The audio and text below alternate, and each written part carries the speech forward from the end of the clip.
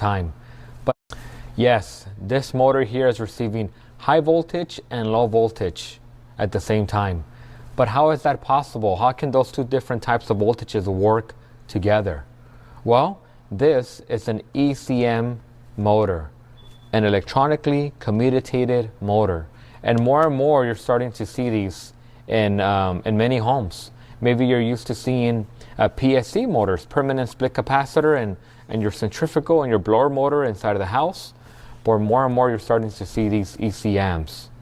But what's in an ECM? Well, you got two parts essentially. You have the actual motor with the shaft, and you basically have the brains, right? The base here, which goes here on the bottom. Now, it's pretty cool. You're feeding single phase power, and it converts it to three phase. And so this is an actual three phase motor. So that's what's pretty cool about what it does. It takes single phase and converts it to three phase, and we can confirm that. And you know, in many cases, this motor here doesn't go bad. It's usually this part here with all the electronics. But you know, as we saw in an earlier video and checking three-phase compressors, when you check all of them to each other, it's going to give you the same ohms, the same resistance. So we can go ahead and confirm that when checking it. I'm going to go ahead and put it here. I am getting 2.6. Put it on this side now. 2.6. Now check the middle and the third one. 2.6. So this motor is good, right? But what tends to go bad are these right here. So, but let's go ahead and explain first what's going on right here. We have a C, we have an L, we have a G, and an N, and then we have numbers here. This C is my common. Yes, the common that comes from 24 volts. Yes, it would have been nice for them to have put it down here, because these here receive 24 volts, these numbers here. But no, they have it up here, but that's fine. Now we know that C is common. My line, my L, and my neutral, that's my 208, my 240 volts. That's my high voltage, and then G is my ground. On the bottom, we have 1, 2, 3, 4, 5. Only one of these can receive 24 volts at any given time. If I send 24 volts to 1, it runs in the lowest speed, as you will see right now. We're going to test it with this one. You put 24 volts to 1, the lowest speed. You put it on 5, that's your highest speed. Now, this specific ECM is a constant torque. Whenever you see the numbers here, it is a constant torque. Every number, it will perform at a specific torque. But you can't really do much here in regards to testing. A lot of it, you do it on the actual, you first do it here on the motor. And then with this part here, you do it more when there is voltage presence. So let's go ahead and do that. Okay, so we're going to go ahead and send power to the ECM motor right now. But just to briefly go over again what's going on with the connections here. My high voltage is on top, and this is my low voltage.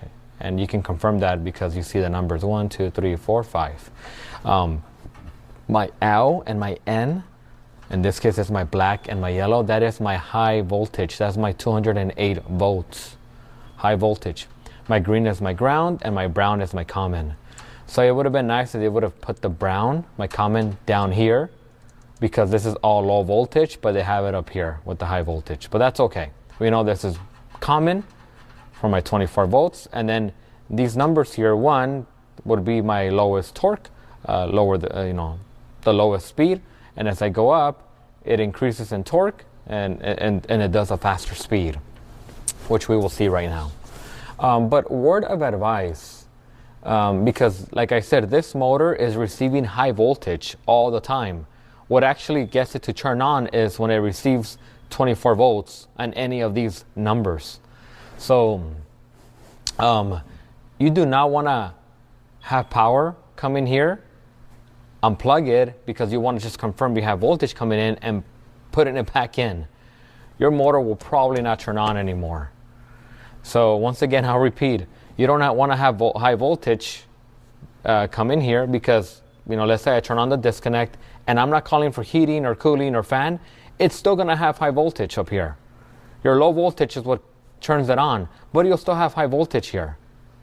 So what I do, I make sure it's off, and I have the disconnect off right now. I'm going to go ahead and unplug it. You just kind of wiggle it. Okay, I have it right here. Right, so I'm going to go ahead and turn on power now. And we mentioned that the black and my yellow are my high voltage, so I'm going to go ahead and check voltage in there.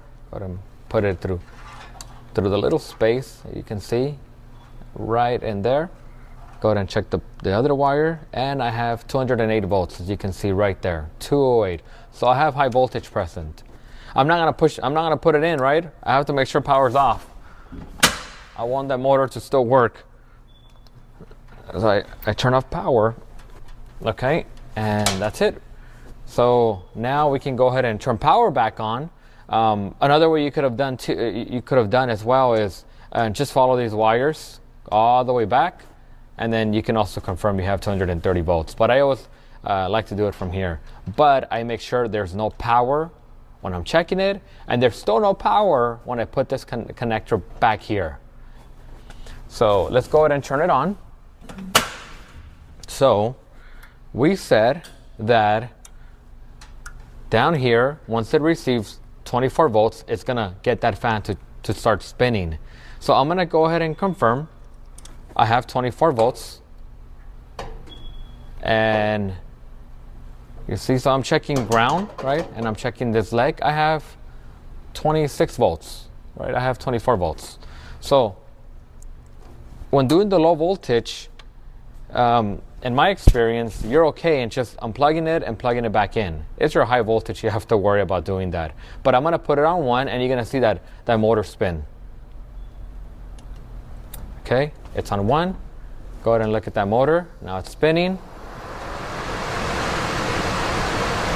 Okay, so that's 1. I'm gonna go ahead and take it out. You see, it shuts off because it's not receiving low voltage. It has high voltage present all the time, but that's not what gets it to spin. It's receiving low voltage on any of these. I'm gonna put it now on number 5. Okay, let's give it a second. This is the highest torque. You can kind of hear and feel the difference here.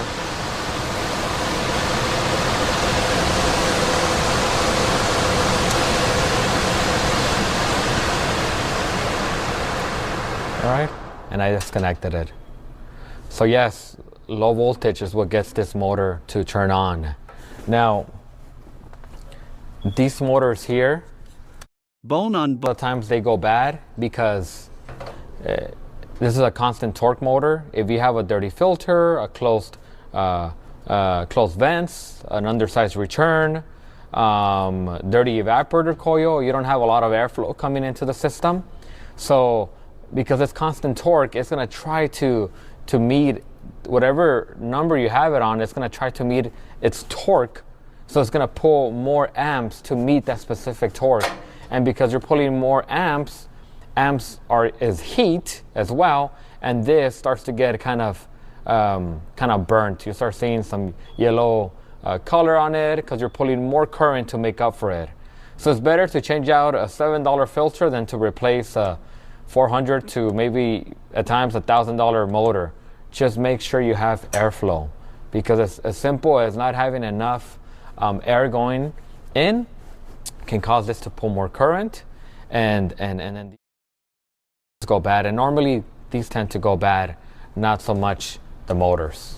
A visual test that you can do once it's receiving high and low voltage, if it starts to kind of dance, like if it has 2 left feet, kind of up and down, that's a good indication that it's going bad, or it already is bad, right? And like I said, when you don't have enough airflow due to the dirty filter, dirty evaporator coil, closed vents, undersized return, a blocked return, it's going to try to pull more. It's going to try to work harder to pull more air in, because they are constant torque. They're going to try to pull more air, but because of that, nothing's free, right? So it's going to try to pull more current, and current has heat, and that's how these go bad. They get burned up, and they have a lot of electronics here. So, but yeah, simply put, don't let ECM motors intimidate you. You intimidate them. Now you know that an ECM motor simply has high voltage and low voltage present. Your high voltage is always there, right? You're not pulling it out and checking voltage and putting it back in. You first turn off power, have it in your hand, check if you have voltage. Okay, great. Go ahead and leave power off still, put it back in, and then you can turn power on once it's connected. You're isolating it. But down here is what receives your 24 volts, and your common is over here already present. So ECM motors are pretty cool to work on. Of course, it's not cool when they stop working because they're pretty pricey, but just by simply having enough airflow can definitely increase the life expectancy of an ECM motor.